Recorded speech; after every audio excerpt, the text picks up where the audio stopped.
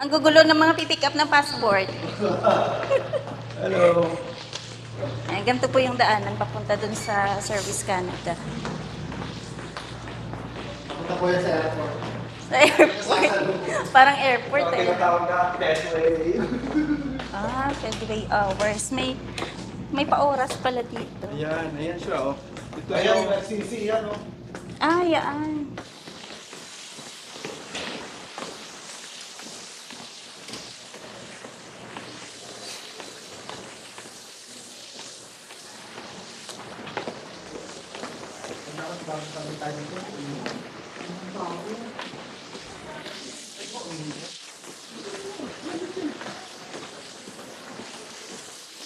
Ayan, no?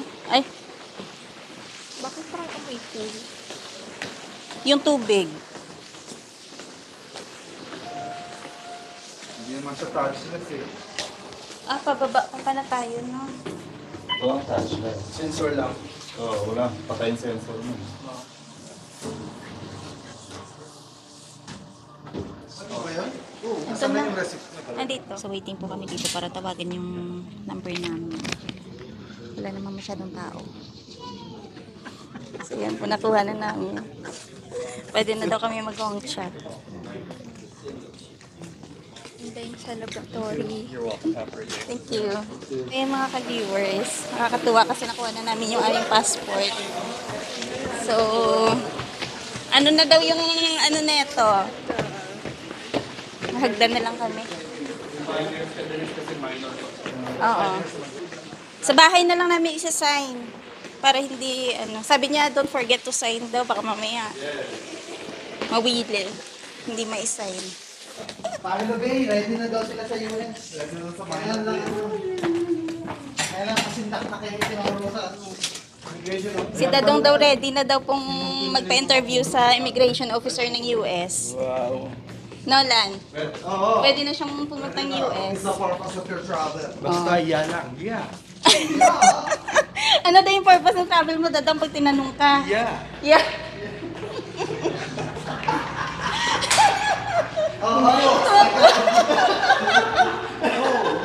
Tuwan-tuwa sila. Yeah, yes. No. Sabihin, paano nga nakapasa to sa pagiging Canadian citizen? Titingin-tingin muna tayo dito sa H&M ng pang summer na blouse lang ni Beng Beng.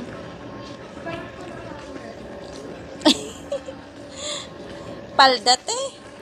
Magkano yung ganito? 35. Cute, no? Pang summer. 35. Beng, dito baka meron. Sweater naman to. Dapat blouse.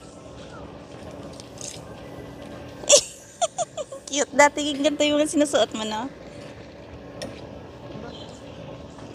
Parang mga sweater naman to. Tingin lang po kami dito sa Urban Planet. Andito. Ito pala, meron pala din sila ng other damit. Ayun o, yung mga dress nila. Lagay mo sa bulsa mo. Yung iba dito namimili ng mga pang-graduation. Ang dami kasi. Kaso nakahanap na tayo. Ay, oo nga pala.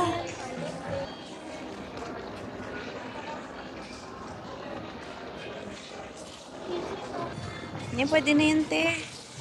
2.12, oh, pang bahay.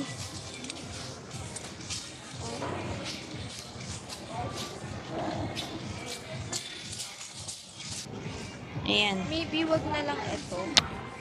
Yan. Ito. Oo. Oo. Ano yan? Oo nga. Large? Ito large.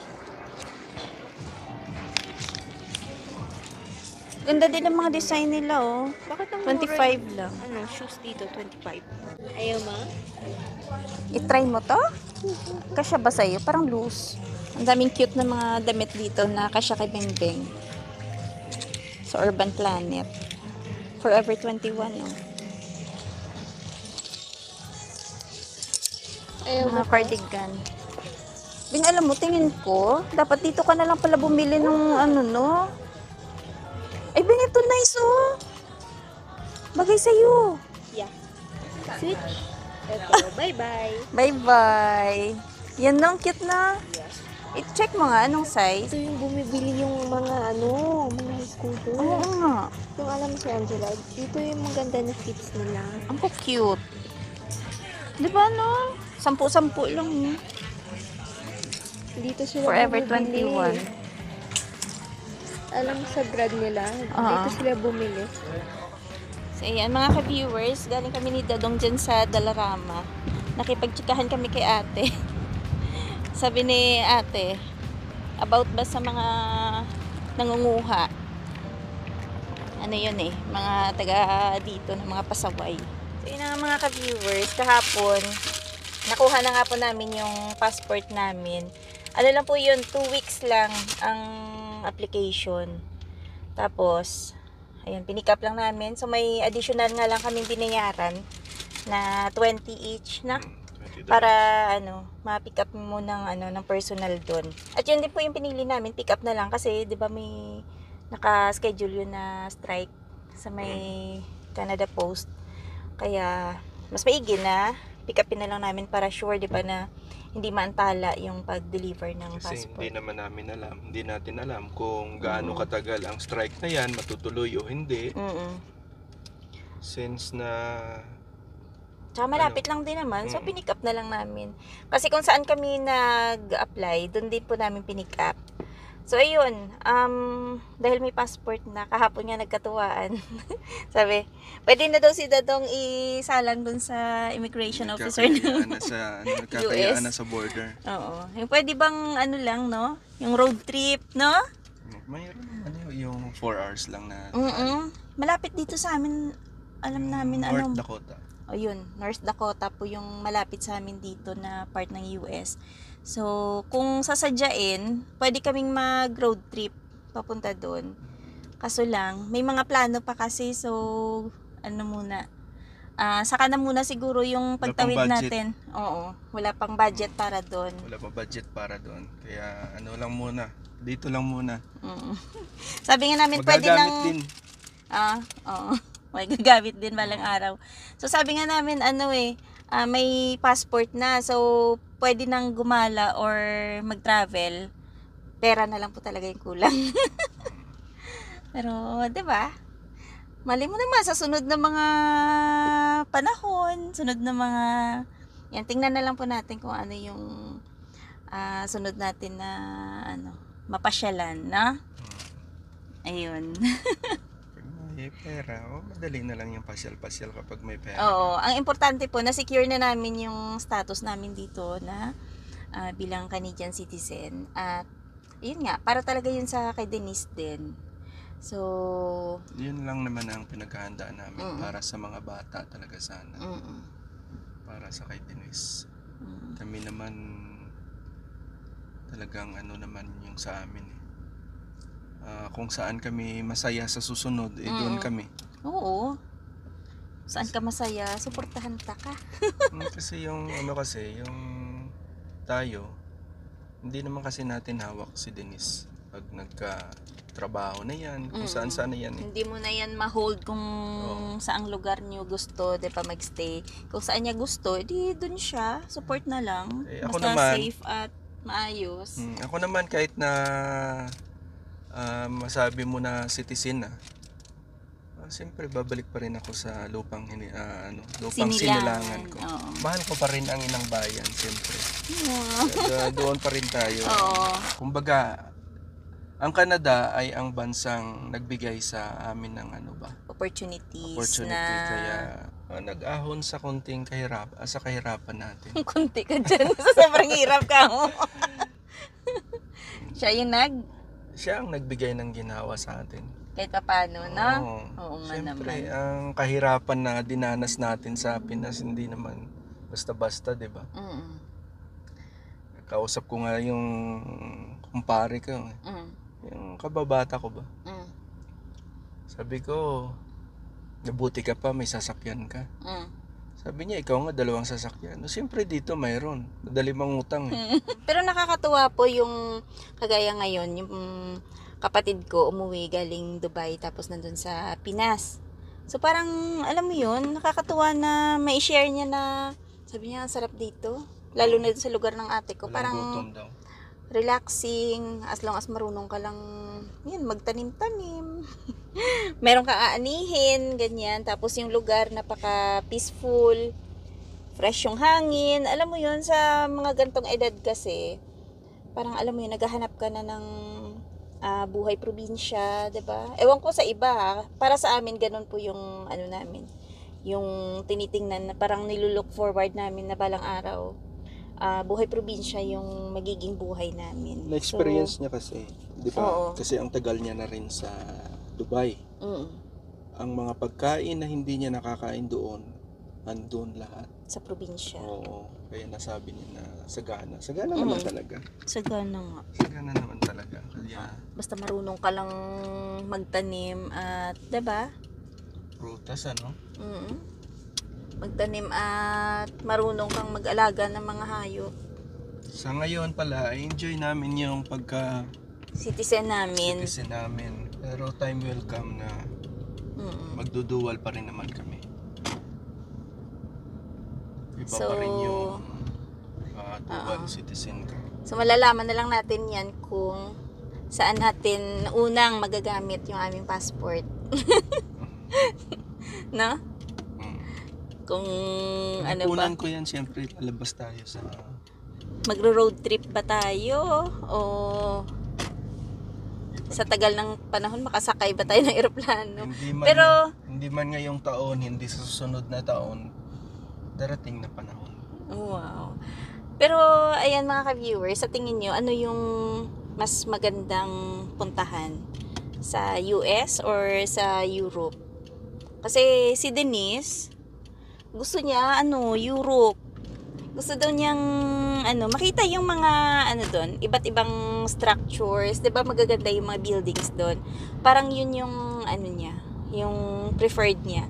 Tapos minsan nasasabi din niya, "Mama, gusto kong mapuntahan yung Japan, Korea, yung mga ganun." Napag-usapan lang naman pero syempre 'di ba, kailangan mo din ng budget para kasi doon. So depende kung alin yung mas malapit sa katotohanan. Pag-ipunan muna natin kung saan tayo pwedeng makapunta, 'di ba? Sayang naman na hindi mo magamit yan. Oo. May passport ka nga, hindi ka man lang makaalis ng lugar kung nasaan ka. Yan ang sabi ni Denise. Oo nga. Sabi niya, what's the use of having a Canadian passport daw? Hindi ka naman makakaalis. Sabi ko, wag ka magsalita. Baka mamaya, 'di ba? Who knows? Baka mamaya makapunta tayo kahit sa dyan lang, sa tabi-tabi. Magamit mo yung passport mo. Hindi, para talaga yan sa sa status dito. Oo nga. Yan talaga para secure ang status niya. Walang ibang, yun ang unang purpose talaga ng citizenship dito. Pero kung halimbawa sa sa US, yun sabi namin, yun lang muna yung sa malapit. Kung sa Europe naman, kailangan mo kasi ng mag-ipon talaga, no? Oo, kasi nakikita budget. ko, Budget talaga. nakikita ko kasi yung mga doon, mga buildings talaga, no, kakaibang ganda. Alam mo yung feel mo na ka doon, parang turista ka talaga. Kasi ang ganda ng mga structures, yung tapos iba yung vibe. Sabi nga ng mga kasamahan namin na nakapunta ng US tsaka Europe, sabi nila iba talaga sa Europe. At ay, malay mo naman. Pati US daw iba din talaga. Oo, iba din yung feeling pag napunta ka ng US. Alam mo yung parang first time ka daw, yung feeling daw, yung parang first time ka dito din sa Canada na, alam mo yung parang kakaiba yung lugar, iba yung vibe, ganun daw yung feeling. So, malalaman natin yan kung makatawid po tayo ng, ng US. Kasi, may mga, may mga friends din kami at mga pinsan sa US. So, depende kung anong unang makayanan na mapuntahan, di ba paano? Bantayan lang yung mga buwan na mura yung ticket at doon ka mag-book. Ayan, po mga ka-viewers, dito Ayan. na kami sa bahay. Titingnan po natin yung mga Ano lang, na-share lang plants. namin kasi parang masaya lang ba? Parang na, alam mo yun, Nakaka-excite yung mga lang. iba nangangarap na makapunta dito pero nahihirapan. Ganun lang. Kahit na matagal po kami bago nag-decide na mag-citizen, ano naman, kumbaga worth it na maging citizen ka pala at ayan, saka na lang po natin ma-update kung kailan natin siya magagamit yung ating passport. Basta abang-abang lang. Basta manood lang sa vlog. Ayan po, titingnan natin yung mga tinanim ni Dadong kahapon. So, nilipat na niya yung ampalaya ba? Nilipat mo na? Ay, hindi pa pala niya nilipat yung ampalaya. Yung wing beans, nilipat na niya. Yung, ayan, kalabasa, nilipat na niya. Kita mo mamaya. So, pakita natin kasi medyo naka-adjust na po sa panahon yung mga plants namin. As in, alam mo yung parang makita mo masigla na sila. Ayan, yung mga bell pepper namin, mga ka-viewers. Ayan, oh. Medyo masigla na sila. Yung okra, at least buhay. Ayan. Ito naman, ano yan eh, beans, sitaw. Pero hindi pa siya ganun ka-stable. Ito yung maganda, yung pipino. Ayan, no. Hiyang na hiyang sila dyan sa box. Tapos may katabi siyang eggplants. Ito pa yung bago niyang lipat kahapon. Ito pa yung mga pagtataniman niya. Ayan yung sitaw. Ayan, pansamantalang naka-cover siya para hindi hampasin ng hangin. Ayan. Yung sili, ayan o, hot pepper. Binili lang nila yan eh, kaya parang may bulaklak na. So, meron pa kami dito mga itatanim pa. Pero hindi rin maganda na maliit pa, may bulaklak na. Ah, okay. Hindi pala. Ayan. Sitaw din to pa o beans? Sitaw siguro yun. Hindi, parang ano siya. Ito yung sitaw pa, yung maliliit yung dahon. Pero stable na talaga sila, nakakatuwa. Ayun nga. Ayan yung talong namin. Ayan, medyo umuusbong na din. Kumbaga parang lumalaki na sila. Ayan yung mga sili. Diyan oh. Ayan pala yung okra na yan, bagong lipat. Ang sibuyas talaga. Kapadayaw ang sibuyas, no? Yung kalabasa po, ayan. Hiyang na hiyang. Dito niya yan itatawid, oh. Kaya may trellis na yan dyan, eh. So, ganyan. Yung 3 timba.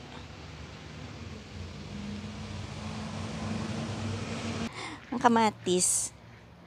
Nag-update na naman ulit. Pero, ayan, oh, gumaganda yung kamatis. Furnace.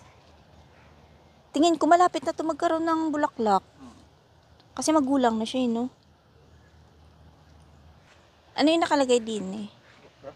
Ayun pala, okra.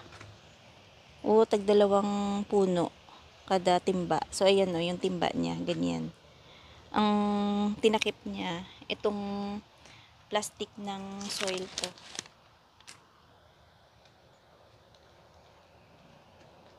Ganyan. Yung alugbati. So, dito niya ihilera yung mga gulay-gulay na iba. Ayun o, nakapatong lang. Pero yung iba, recover pa din eh. Kalabasa. Pero maayos-ayos na sila. Ayan. Yung mga bagong, ay ano na to, nalipat na ng mga 1 week na to, no? Pero okay na sila eh, oh. Kaya dito muna sila. Diyan muna sila. Ang inaabangan ng lahat. Ayan po, oh. Ang dami pala niyang bulaklak.